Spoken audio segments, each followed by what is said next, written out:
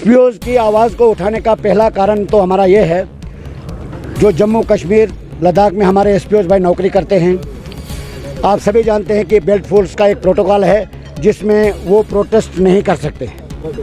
इसलिए मैंने ये मुनासिब समझा, पिछले 7 साल से इनकी आवाज़ को लेकर मैं कंटिन्यू चल रहा हूँ, जिसके लिए मैं देश के प्रधानमंत्री तक पहुँचा, होम मिनिस्टर तक पहुँचा, एलजी तक पहुँचा, जम्मू कश्मीर के मुख्तलिफ चीफ मिनिस्टर तक पहुँचा और जो भी ऑफिसर हमें मिला डीजी साहब तक पहुँचा, मगर बदकिस्मत सुप्रीम कोर्ट ऑफ इंडिया तक पहुँचा।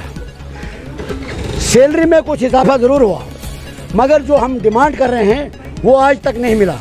हम आपके चैनल के माध्यम से आज का जो प्रोटेस्ट है, मेन कारण बताना चाहूँगा। नंबर 1, एक तो जो हमारे जम्मू कश्मीर लद्दाख में जो एसपीओ सर्विस कर रहे हैं उनकी रेगुलर पॉलिसी फ्रेम होनी चाहिए तुरंत।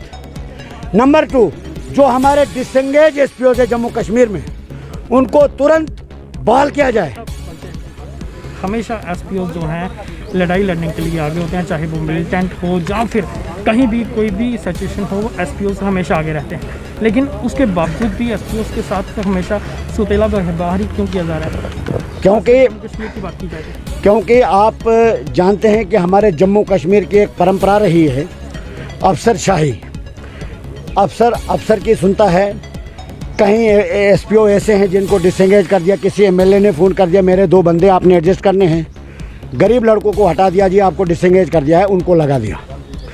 और आज भी इनकी सुध लेने वाला कोई नहीं है। और मैं ये दावे से कह सकता हूँ, जम्मू कश्मीर में कोई भी बड़ा अधिकारी ऐसा नहीं होगा, एक्स मिनिस्टर ऐसा नहीं होगा, एक्स एमएलए ऐसा नहीं होगा जिसके घर में आज भी 2-2, 3-3, 4-4 एसपीओ काम कर रहे हैं। उसके बाद भी इन लोगों के दिलों में रहम नाम की चीज़ ही नहीं। मैंने ये मुनासिब समझा कि दुनिया लोगों के लिए जीती है, दुनिया अपने लिए जीती है, अपने लिए सब करते हैं। सेवा सिंह बाली ने ये फैसला लिया है कि मैं लोगों के लिए कुछ करना चाहता हूँ, लोगों के लिए जीना चाहता हूँ, और मुझे लोगों की, इन गरीब लोगों की आवाज़ को उठाने से जो सुकून मिलता है, बड़े अफसोस के साथ मैं कहना चाहूँगा, कोई भी जम्मू कश्मीर के चाहे डीजी साहब हो या अपने आप को लावारिस समझती है, इसलिए ये लोग जो हैं सड़कों पर हैं। 90% डेली वेजर्स, ऑल डिपार्टमेंट से ताल्लुक़ रखने वाले, कहीं सी सालों से तनख्वाहों से महरूम हैं।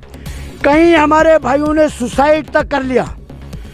उसके बाद भी जम्मू कश्मीर के लीडर दिल्ली में जाते हैं, बोलते हैं पाकिस्तान से वार्तालाप करनी चाहिए।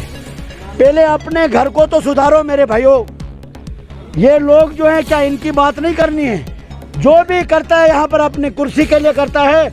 लोगों की याद तब आती है जब उनको वोट लेने होते हैं और उन लोगों के पास उस वक़्त लाइन लगी होती है कि जनाब हमें वोट दे दो, हम आपको जहाज़ में ही भेजा करेंगे, अगर रोड नहीं भी होगा तो हम चापर में आपको भेजेंगे।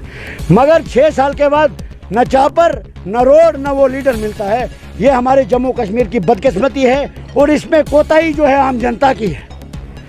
अब आम जनता जो है वो जाग चुकी है, क्योंकि जब तक हम अपने हक के लिए लड़ेंगे नहीं यहाँ इस बेरी एडमिनिस्ट्रेशन को, तब तक टस से मस नहीं होता है।